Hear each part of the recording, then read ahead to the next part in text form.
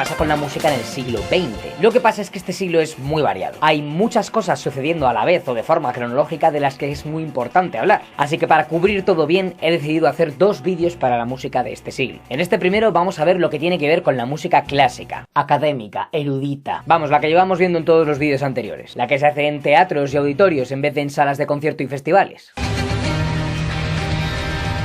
Lo primero que tenemos que tener en cuenta es que si hemos dicho que a lo largo de este siglo hay mucha variedad con la música en general, en concreto dentro de la música clásica también hay mucha variedad. Aparecen aquellos que podemos llamar ismos. El impresionismo, el postromanticismo, el expresionismo, el nacionalismo, el neoclasicismo. Hay algunos que suceden más o menos a la vez durante la misma época, pero hay otros que no coinciden tanto y que sí que se pueden ordenar de forma más cronológica. En cualquier caso, tenéis que saber que como había tanto donde elegir, no son pocos los ejemplos de compositores que pasaron por varios de estos estilos, o ismos. Pero siempre que pongamos algún ejemplo de algún compositor dentro de esas corrientes, no debéis pensar que este pertenece absolutamente a ese ismo. En muchos casos ni siquiera va a ser el máximo representante del mismo. Pero de nuevo, prefiero que os aprendáis unos pocos nombres de piezas y compositores bien a muchos mal. Y de paso enseñaros música de esta época que ya conocéis, pero no sabíais que era de este siglo o qué compositor la había hecho. Así que sin más dilación nos metemos ya de lleno en el vídeo.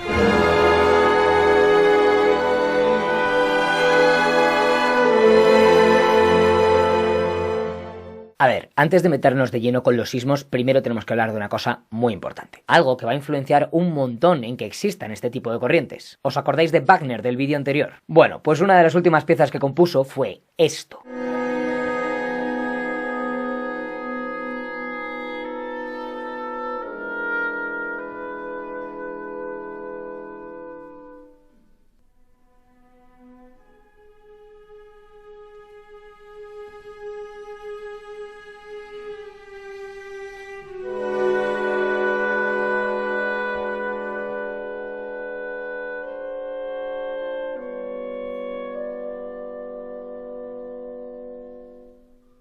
¿Qué tal? Un poco raro, ¿verdad? El preludio de Tristán e Isolda es una pieza icónica que se analiza un montón en mogollón de sitios por la armonía que emplea, que es especialmente innovadora y rara para la época. Pero, ¿qué está pasando aquí? Hasta ahora, toda la música que hemos estudiado en estos vídeos ha sido música tonal. Esto significa que a pesar de que a lo largo de una pieza aparezcan un montón de notas, siempre hay una que es el centro magnético de todas. Es decir, que por mucho que transcurra la melodía con distintas notas, siempre se va a tender a ir a una en concreto. Es nuestro centro polar. Es como si fuerais a una fiesta y cada uno de los asistentes fuerais una nota. Pero hay una persona, que es la chica o el chico más guapo de la fiesta, con el que todos quieren estar. Es decir, una nota a la que todos quieren ir. Pero poco a poco, a lo largo de los principios de este siglo y con el preludio de Tristán e Isolda como punto de partida, esta relación magnética entre las notas se va rompiendo y aparece un nuevo tipo de música completamente distinto al que veníamos escuchando hasta ahora, que es la música atonal. Si queréis una explicación más detallada de esto o no lo habéis entendido del todo bien, que es comprensible porque es complejo, me consta que el Pablo del futuro va a hacer un vídeo al respecto en su canal principal. Pronto, no sé cuándo, pero pronto. Pero bueno, vamos a empezar ya con el primer ismo, el impresionismo, que os dejará impresionados. El impresionismo es un movimiento que no fue solo musical, para nada. De hecho, donde es más importante y por lo que es más conocido es en la pintura. Es un estilo muy diverso, el más diverso de todos los que vamos a ver, y coge influencias de un montón de sitios. Pero lo más importante de todo es que nace en Francia, es un movimiento de identidad francesa. Y es que no sé si os habéis dado cuenta, pero la inmensa mayoría de conceptos y compositores que hemos visto en estos vídeos son o austríacos o alemanes. Y eso no quiere decir que no hubiera música clásica en esta u otras épocas en otros países. Simplemente la historia de la música en general no ha dado tanta importancia a la música hecha en otras regiones. Es algo bastante raro.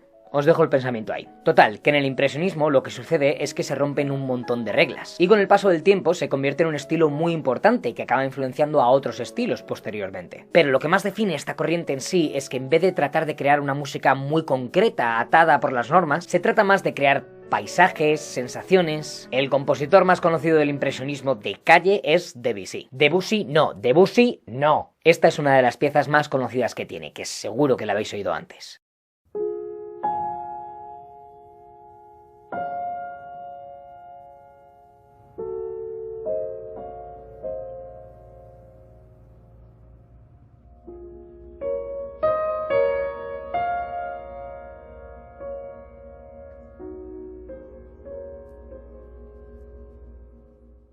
Aunque no nos podemos olvidar de otro compositor francés, Ravel. Ravel.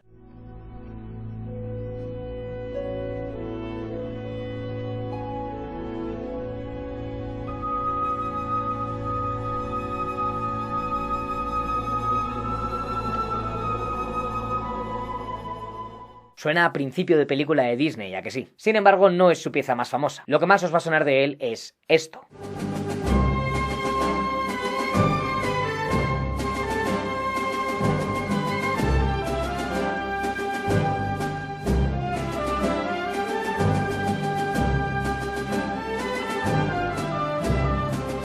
Aunque por cierto, que sepáis que hay mucha gente que dice que este bolero de Ravel, su pieza más famosa posiblemente, lo sacó en verdad de una jota aragonesa. Vamos con el siguiente ismo, el expresionismo. De todos los movimientos, el expresionismo es el que se ve más influenciado por la atonalidad que mencionábamos antes, la música atonal. Dado que era una forma tan distinta de componer música, hubo varios adeptos a la causa. Hubo otros que al principio la criticaban y luego acabaron componiendo música en este género, y esto es muy importante porque la influencia de estos compositores de este estilo llega hasta la música clásica de nuestros días. El compositor expresionista más importante, sin lugar a dudas, es Schoenberg. Schoenberg lideró un grupo de compositores muy famoso a los que se les conoce como la Segunda Escuela de Viena. Este grupo de músicos cogieron las reglas post-wagnerianas de después de Wagner y las desarrollaron por completo hasta dar con la atonalidad. Poco a poco, sus ideas respecto a la atonalidad se hicieron cada vez más presentes en la escena alemana. Él decía que la música atonal era un resultado inevitable del progreso, que después de años experimentando con música atonal y con todo lo que podíamos hacer con acordes, notas, etc., esta era la dirección que debía tomar la música, y que no era algo pasajero, sino un paso necesario e irreversible. Pero claro, hasta ahora lo único más o menos atonal que hemos oído ha sido el preludio de Tristán y Isolda. Vamos a ir una de las piezas más conocidas de Schoenberg, entre músicos, para que os hagáis una idea de cómo suena esta música.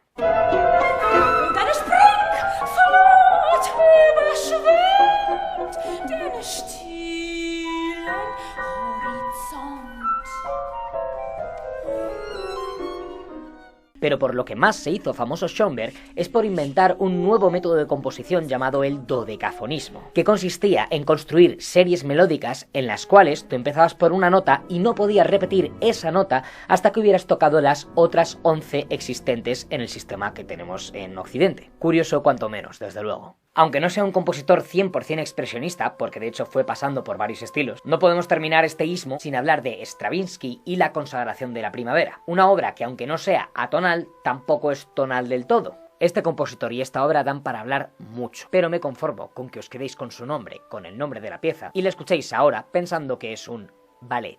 Un ballet.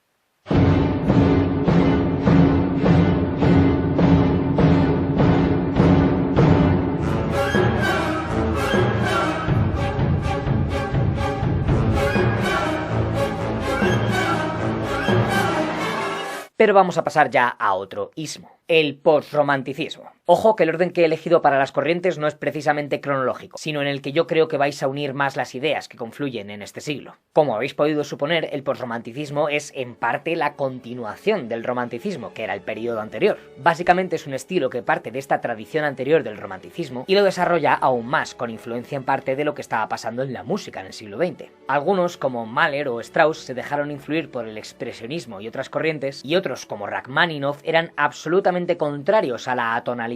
A Mahler se le conoce sobre todo por sus sinfonías, que son súper épicas y llenas de muchísimos instrumentos francamente espectaculares.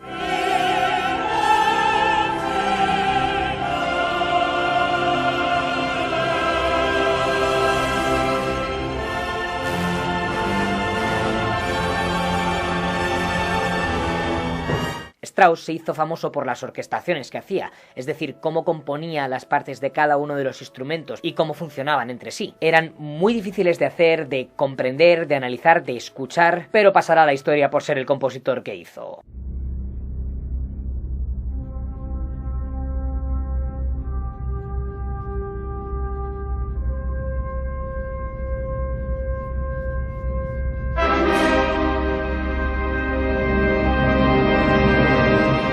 Por último, de Rachmaninoff se sabe que tenía unas manos muy grandes, y muchas de las piezas que hizo para piano, que fue para el instrumento que compuso sobre todo, requieren de tener esta condición física también, o entrenarlo y practicarlo mucho. Aunque también puedes hacer como Goodman and Joe y hacer trampas.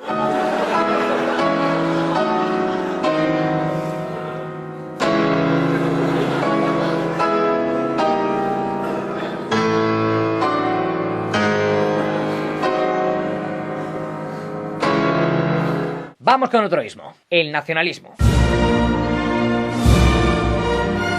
A pesar de dar mucha importancia a la música de nueva creación e innovar y experimentar en este siglo, surge una corriente que apuesta por recuperar y conservar la música tradicional de cada país o región. Ya había habido un nacionalismo antes, pero el trabajo que hacen los músicos dentro de este estilo en esta época es mucho más importante y minucioso. ¿Por qué? Pues porque 1. La teoría musical había avanzado más y con ello se pudo analizar y archivar mucho mejor las melodías tradicionales de cada territorio. Pero lo segundo, y más importante, es que se inventó el fonógrafo, que directamente te permitía grabar esas melodías, con lo cual podías conservar esta música de la forma más exacta posible. Y lo que hacían los compositores era, una vez tenían esta melodía, coger una serie de instrumentos que la acompañaban y así poder armonizarla, con el estilo de la época. Algunos compositores nacionalistas famosos son Grieg, Dvořák, Bartók, Falla, que es español. Voy a poneros una pieza de cada uno de ellos que puede que no sean de este estilo en concreto, pero espero que reconozcáis.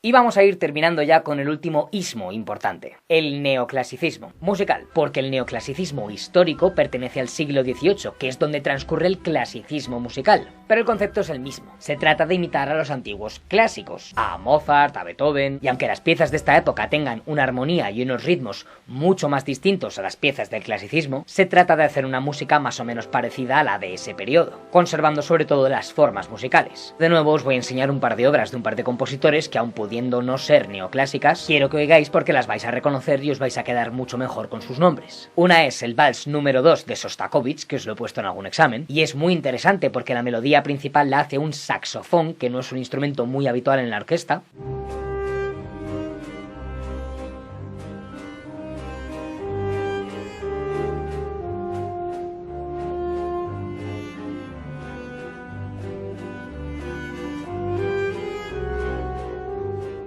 Y la otra es Pedro y el Lobo, de Prokofiev, que puede que la conozcáis porque vuestros padres os la enseñaran de pequeños. Una pieza en la que hay una melodía tocada siempre por el mismo instrumento que está asociada a cada uno de los animales que son los personajes de la historia que cuenta. Peter is represented by the string quartet.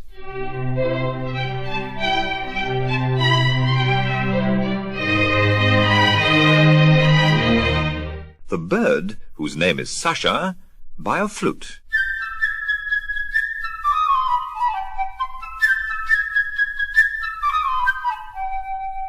Hay otros muchos ismos que son importantes de esta época, pero creo que estos 5 que hemos mencionado son los más importantes de todos. Ahora bien, esto no es todo el siglo XX, de hecho es el principio del siglo XX. Así que, ¿qué ocurre después de todo esto? Lo más importante es la aparición de las vanguardias musicales, una época de muchísima experimentación fuertemente influenciada por la evolución de las nuevas tecnologías. Algunos compositores, como Stockhausen, literalmente experimentaron poniendo al revés cintas de grabación.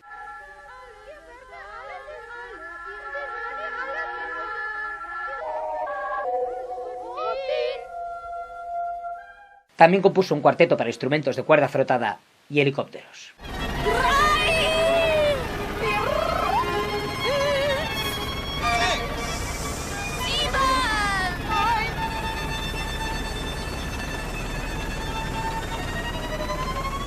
Ligeti, otro compositor y uno de mis preferidos, probó a poner 100 metrónomos a la vez configurados en distintas velocidades a ver qué pasaba.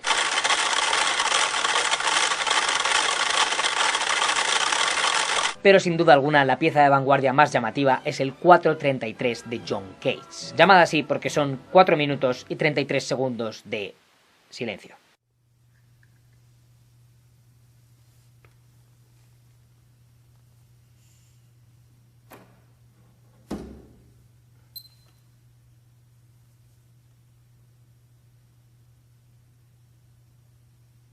Todo esto os suena de algo, os suena haberlo visto en algún otro contexto, en alguna otra parte. Son los comienzos del arte contemporáneo. Seguro que habéis visto alguna obra de arte de este estilo. No solo existe en el arte plástico, también existe en la música, por supuesto. Y hoy en día podemos encontrar ejemplos por doquier. Y esto nos lleva al final del vídeo. ¿Qué pasa con la música clásica hoy en día? ¿Qué se hace? ¿Qué se compone? Pues en la música de teatros y auditorios como tal se sigue componiendo en este estilo. Hemos evolucionado hacia lo que se conoce como música contemporánea. Se sigue innovando constantemente, pero no solo. De hecho, lo que más se hace hoy en día es tocar piezas de periodos anteriores, como el barroco, el clasicismo, el romanticismo. Es la música clásica que más escucha y consume la gente. Y en cierto sentido es una buena forma de conservarla, desde luego. Pero también se hacen obras clásicas en nuestra época que no son necesariamente música contemporánea. Hoy en día puedes encontrar música clásica en el cine, en publicidad, en videojuegos, en un montón de sitios, en verdad. Si es que por accidente hoy en día sigues escuchando música clásica, aunque tú no lo sepas. Y al igual que puedes ir a un concierto de rock o de pop, también puedes ir a un concierto de este tipo de música.